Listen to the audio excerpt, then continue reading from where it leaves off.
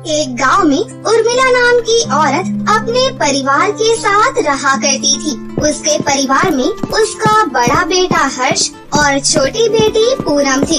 उसकी बेटी पूनम गांव में ब्यूटी पार्लर चलाया करती थी।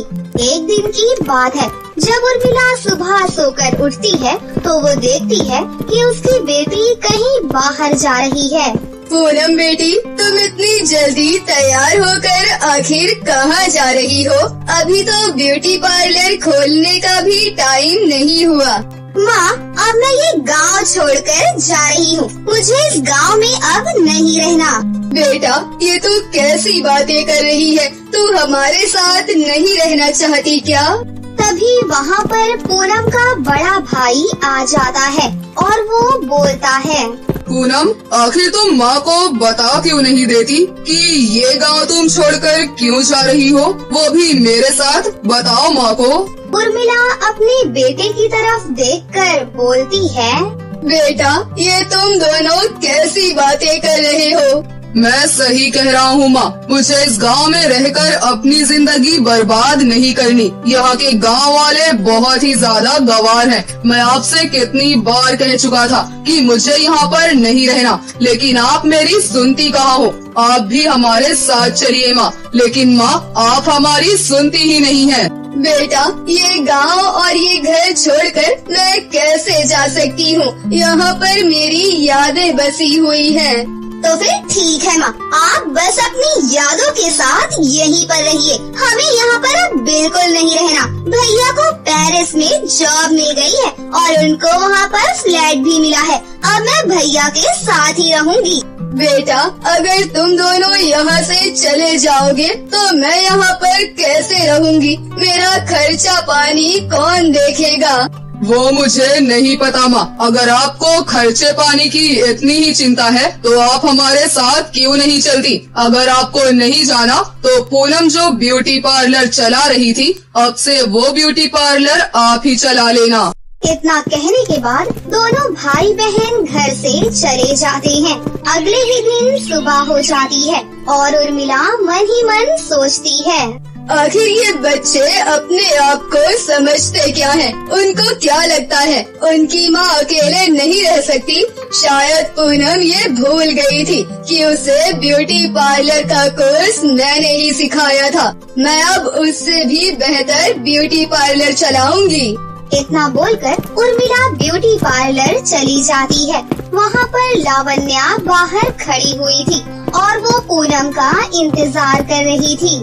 अरे माँ जी, आप यहाँ क्या कर रही हैं? पूनम मैम कहाँ गई? वो आज नहीं आई क्या? पूनम अपने भाई के साथ इस गांव को छोड़कर विदेश चली गई है। आज से मैं ही इस ब्यूटी पार्लर को संभालूंगी। क्या तुम्हें मेरे साथ काम करने से कोई दिक्कत है?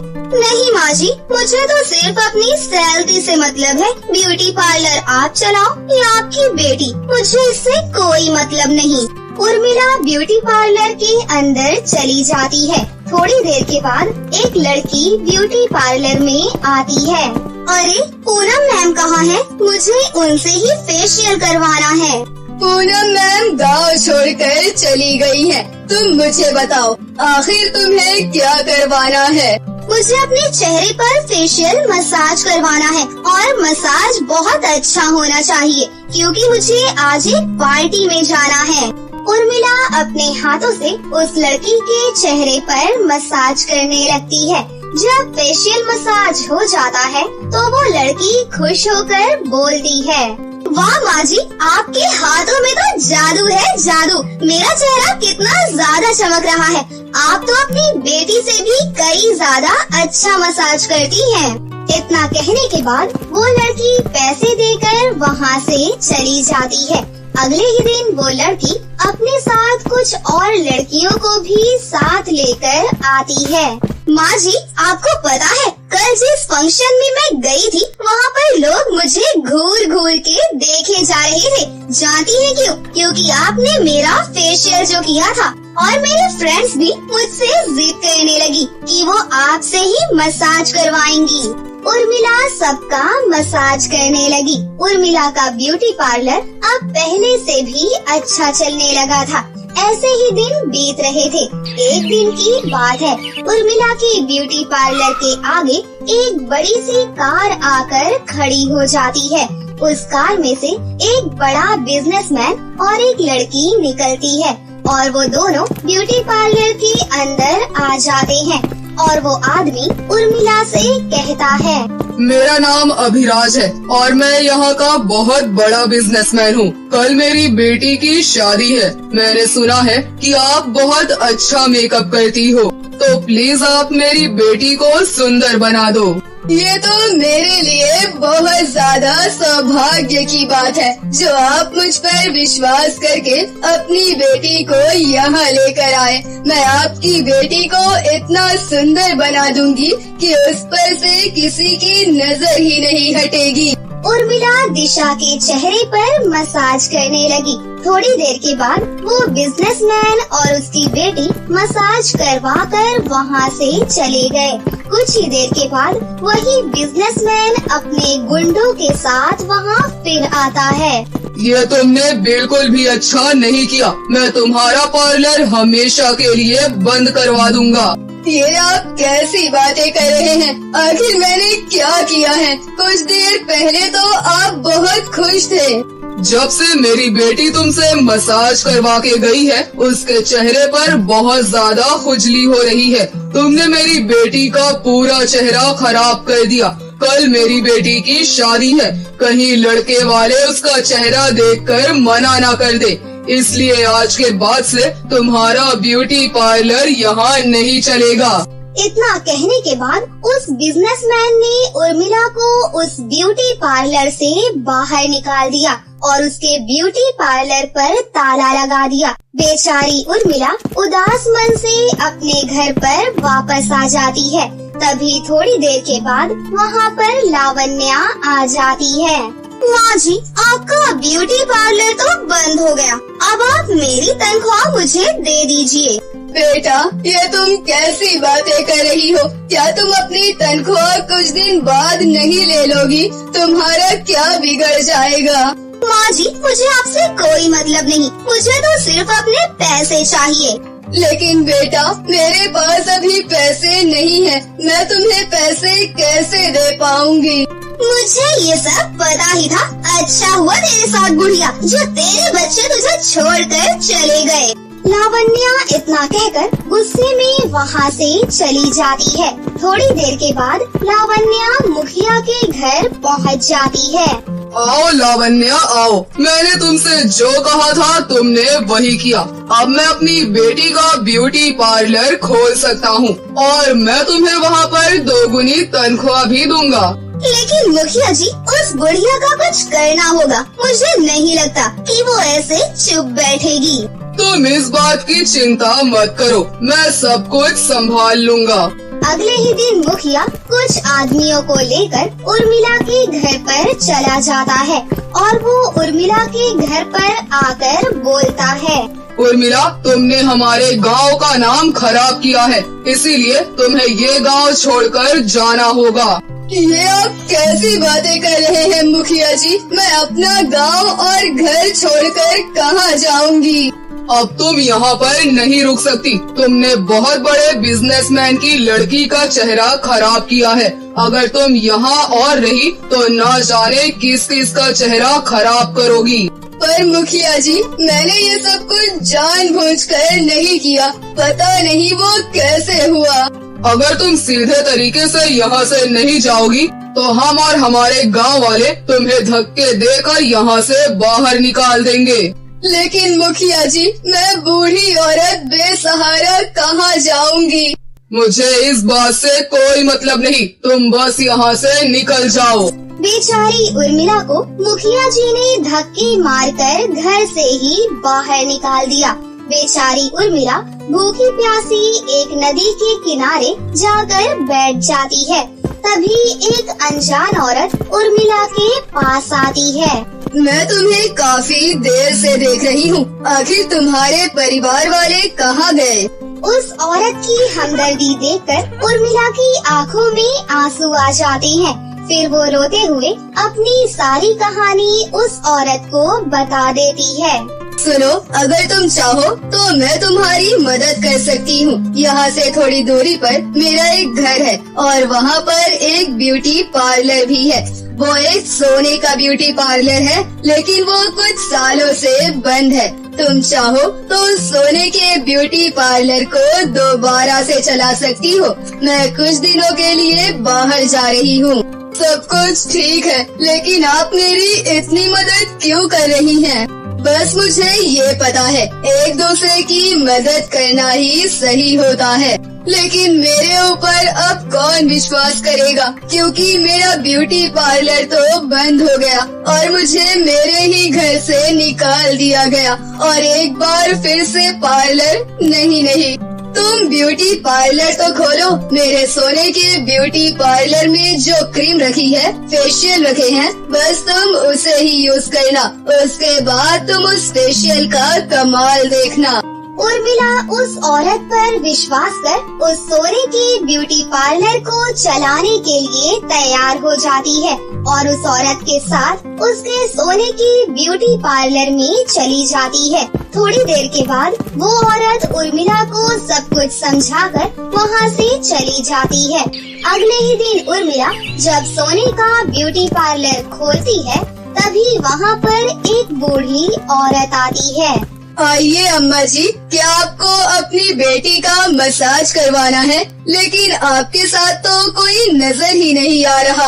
अरे ये कैसी बातें कर रही हो तुम? क्या एक बूढ़ी औरत मसाज नहीं करवा सकती क्या? मेरा तुम मसाज नहीं करोगी? मैं भी आजकल की लड़कियों से कम नहीं हूँ। बुढ़िया की बात मानकर उर्मिला थोड़ी देर के बाद उस बूढ़ी औरत का मसाज करने लगती है और मसाज करवाने की थोड़ी देर बाद ही वही बूढ़ी औरत जवान हो जाती है। अरे ये क्या हुआ? मैं तो जवान हो गई। ये कैसे संभव है? ये तो मैं भी नहीं जानती कि आखिर ये सब कैसे हो गया।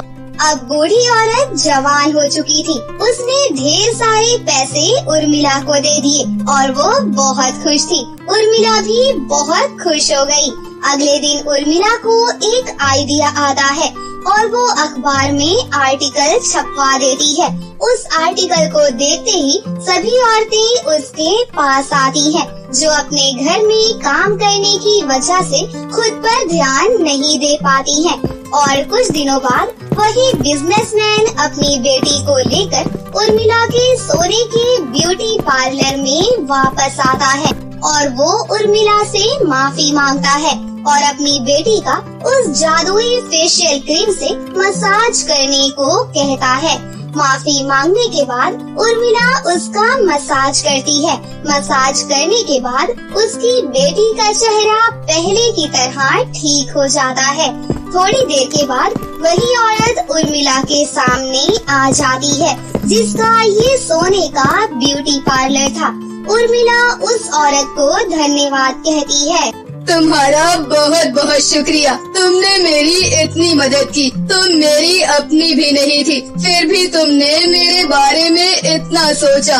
तुम मुझे धन्यवाद मत कहो, मैं तुम्हारी मदद करने के लिए ही तो आई थी, लेकिन मैं एक साधारण इंसान नहीं हूँ।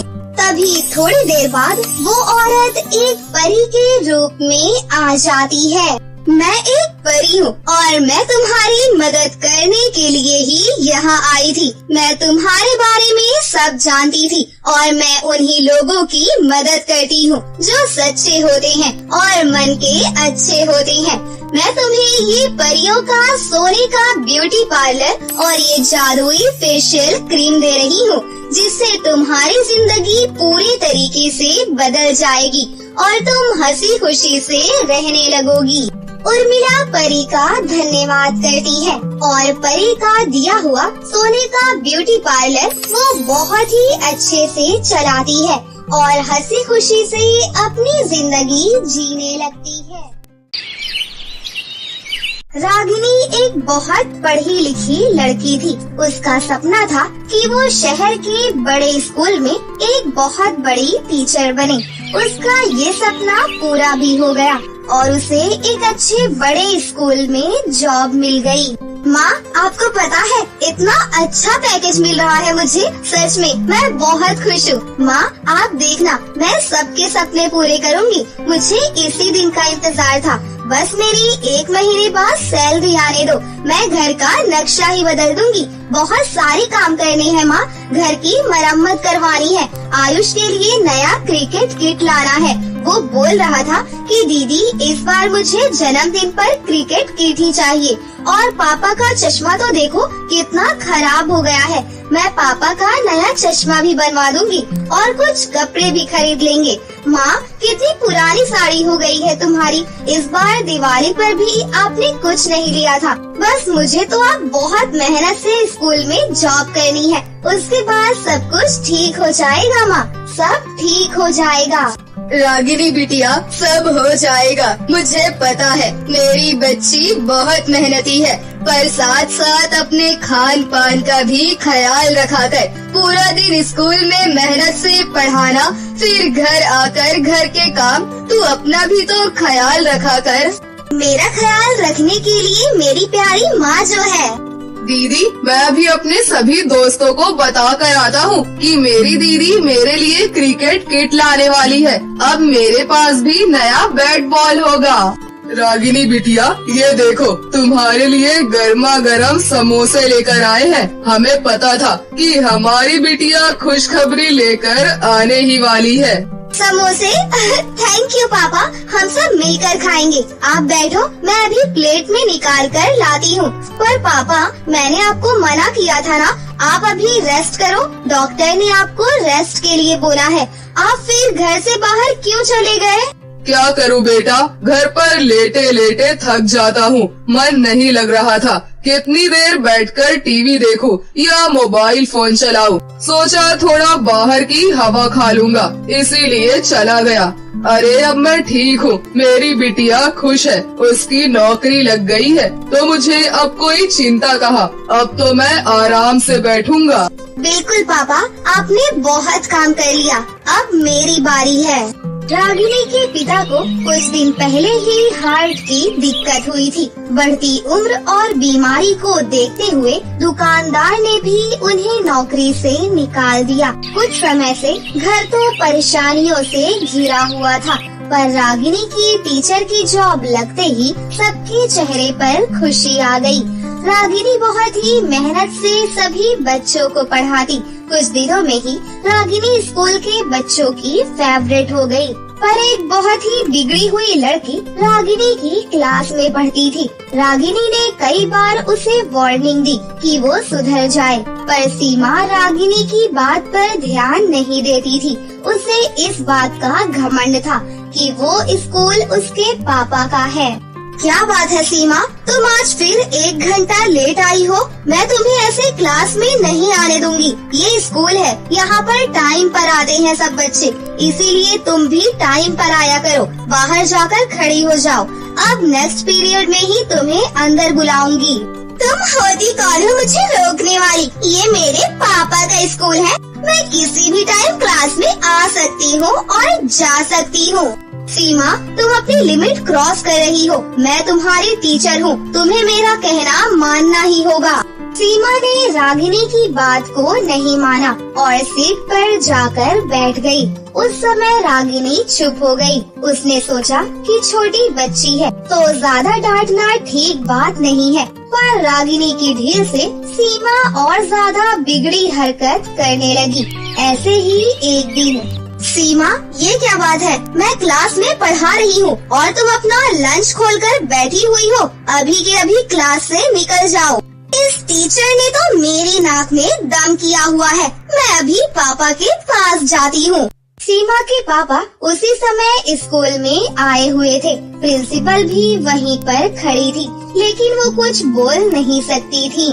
पापा, इस टीचर को अभी के अभी स्कूल से निकाल दो, ये मुझे बहुत परेशान करती है। अगर आपने ऐसा नहीं किया तो मैं स्कूल और घर छोड़कर चली जाऊंगी। नहीं नहीं सीमा, तुम्हें ऐसा करने की कोई जरूरत नहीं है। मेरे होते हुए स्कूल में तुम्हें कोई भी कुछ नहीं कह सकता। तुम मेरी एक लौती औलाद हो। रागिनी, अभी के अभी मैं तुम्हें नौकरी से निकाल रहा हूँ। प्रिंसिपल मैडम, इसका हिसाब कर दीजिए। पर सर, इसमें मेरी क्या गलती है? सीमा की गलती आप नहीं देख रहे, आप मुझे ही नौकरी से निकाल रहे हैं। आप सीमा के भविष्य के साथ ठीक नहीं कर रहे हैं। रागिनी, कहीं ऐसा ना हो तुम्हारे कारण हमारी भी नौकरी पर बात आ जाए। अभी के अभी यहाँ से चली जाओ। तुम्हारा जो भी इस महीने का हिस्सा बनता है हम तुम्हें दे देंगे। कल से आने की कोई जरूरत नहीं है। रागिनी के सपनों पर पानी फिर गया। रागिनी स्कूल से बाहर आकर बहुत रोई। उसे बिना गलती की सजा मिली, पर वो कुछ कर नहीं सकती थी। रागिनी को समझ नहीं आ रहा था कि वो किस मुंह से घर जाए। अगर वो अपने पापा को ये बताती कि उसकी नौकरी चली गई है, तो उसके पापा को एक बार फिर से सदमा लग जाता। रागिनी इसी सोच में घर की तरफ पैदल ही बढ़ रही थी। उसे पता ही नहीं चला कि कब वो एक सुनसान सड़क पर आ गई। रागिनी को चक्कर आए और वो बेहोश हो गई। जब उसकी आँख खुली तो वो बादलों में बने परीलोक में थी।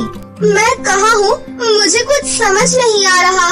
तुम बादलों में हो, ये परीलोक है। तुम धरती लोक पर बेहोश हो गई थी। हम धरती लोक पर घूमने के लिए गए थे, तभी हमने तुम्हें बेहोश देखा और तुम्हें उठाकर परीलोक ले आए। मेरे माता पिता मेरी राह देख रहे होंगे। मुझे घर जाना चाहिए। हम तुम्हें घर छोड़ देंगे, पर तुम कुछ परेशान दिखाई दे रही हो। क्या हुआ, हमें बताओ। रागिनी परियों को अपनी सारी दुख भरी कहानी बताती है, जिसे सुनकर परियां भी दुखी हो जाती हैं। तभी उनमें से एक परी बोली, रानी परी, क्यों ना हम अपने तारों के स्कूल में पढ़ाने के लिए रागिनी को ही टीचर रख लें। हमें भी तो परियों के तारों के स्कूल में एक ऐसी टीचर की तलाश थी जो धरती लोक के बारे में बच्चों को ज्ञान दे सके, ताकि हमारे बच्चे बड़े होकर जब धरती लोक पर जाएं, तो धरती लोक के बारे में उन्हें पूरी जानकारी हो। हाँ मेघना परी, ये तो तुमने बहुत अच्छी बात कही। रागिनी, क्या तुम हमारे परीलोक के बच्चों को पढ़ाना चाहोगी? हमें भी बहुत अच्छा लगेगा जब एक धरती लोक की टीचर हम परियों के बच्चों को पढ़ाएगी। हाँ, मुझे बहुत खुशी होगी। मैं जरूर पढ़ाना चाहूँगी, पर रोजाना मैं यहाँ कैसे आ सकती हूँ? ये तो बादल है ना।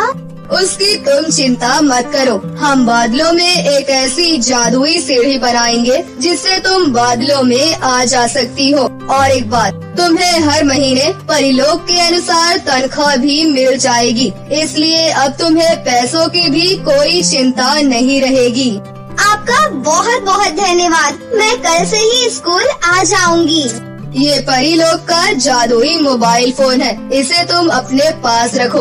अब हम तुमसे इसी फोन पर बात किया करेंगे। उसके बाद रागिनी खुशी खुशी अपने घर लौट आई। अगले दिन से ही रागिनी बादलों में बने परियों के जादुई तारों के स्कूल में पढ़ाने जाने लगी। परीलोक की परियां बहुत अच्छी थी। वो हर महीने रागिनी को सैलरी के रूप में सोने के सिक्के दिया करती थी। रागिनी की मेहनत रंग लाई और धीरे धीरे उसके पास बहुत पैसे जुट गए। अब उसने खुद का एक स्कूल बनाया जहां वो गरीब बच्चों को मुफ्त में शिक्षा देने लगी। गरीब बच्चों के माता पिता रागिनी को बहुत दुआएं देते थे। बच्चों को पढ़ाने के लिए रागिनी ने बहुत अच्छे टीचर अपॉइंट किए। अब रागिनी का स्कूल शहर के टॉप स्कूलों में गिना जाने लगा। रागिनी की अच्छाई का फल उसे मिल गया। रागिनी ने अपने परिवार को वो सारी खुशियाँ दी जिसका वो सपना देखा करती थी।